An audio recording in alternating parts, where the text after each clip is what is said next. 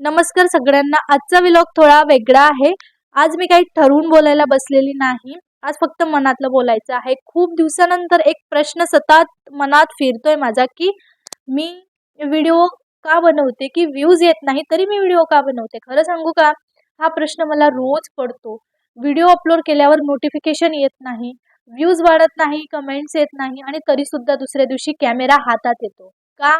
आपण जेव्हा YouTube सुरू करतो ना, तेव्हा मनात एक स्वप्न असतं, की लोक आपलं ऐकतील, लोक आपल्याला बघतील, आपण ओळखले जाऊ. पण रियालिटी ही वेगळीच असते.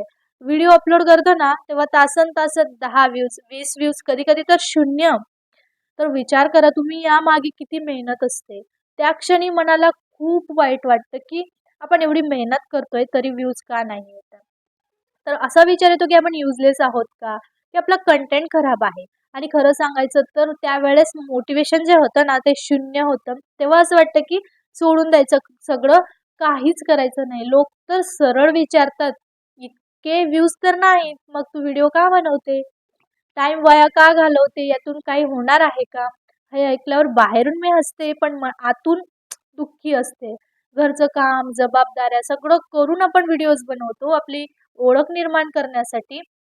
पण मग हे असं आपल्याला जर बोललं जात असेल किंवा आपल्याला प्रश्न विचारले जातात, तर त्यावेळेस माणूस थोडंसं डिमोटिवेट होतं.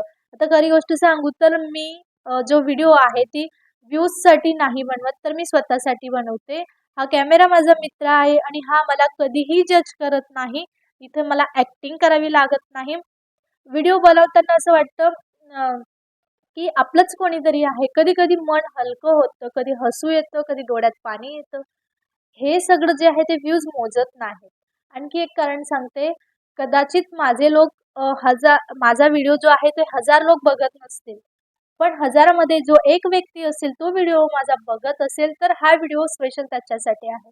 कारण तो पण जर त्याचं YouTube चॅनल असेल आणि तोही जर डिमोटिव्हेट होत असेल, व्ह्यूज येत नसतील, कोणी बघत नसेल, तर डिमोटिव्हेट होण्याची गरज नाही. मात्र बघा, जो मोठा क्रिएटर आहे आज YouTubeला म्हणा किंवा कुठेही, तो त्याची सुरुवात ही आधी कमीपासूनच झालेली आहे, लहानपासूनच झालेली आहे. तर आपल्याला त्या गोष्टीत वाईट वाटून घेण्यासारखं काहीच नाही. आपण नेहमी स्वतःला मोटिव्हेट करत राहिलं पाहिजे आणि आज जे मोठे क्रिएटर आहेत, बरोबर? त्यांची सुरुवात जी आहे ती छोट्यापासून झाली, तर आपण त्या गोष्टी लक्षात ठेवल्या पाहिजेत. ठीक आहे, आपल्याला वेळ लागतोय, विषय तो नाही. पण आपल्यामध्ये कन्सिस्टन्सी असणं खूप महत्त्वाचे आहे.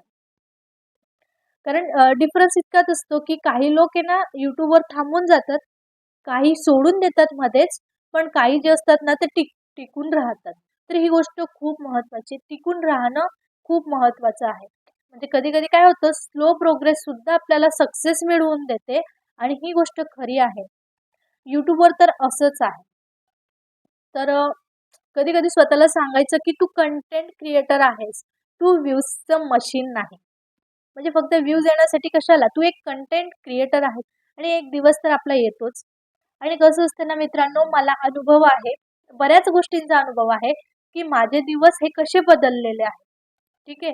तर मी त्या गोष्टीवर ट्रस्ट ठेवते आणि एक दिवस मला पण नक्कीच YouTubeवर सक्सेस भेटेल, ही मी आशा करते. आज नाही मिळालं तर उद्या मिळेल, पण थांबलास तर कधीच नाही मिळणार. तर ही गोष्ट नेहमी लक्षात ठेवायची. ठीक आहे. तर तसंच तुमचे पण व्ह्यूज येत नसतील, तर फक्त कमेंटमध्ये लिहा, की तू एकटी नाही आहेस, तू एकटा नाही आहेस. तर चालेल मित्रांनो, आजसाठी एवढंच. तर भेटूया उद्याच्या ब्लॉगमध्ये. तोपर्यंत बाय बाय.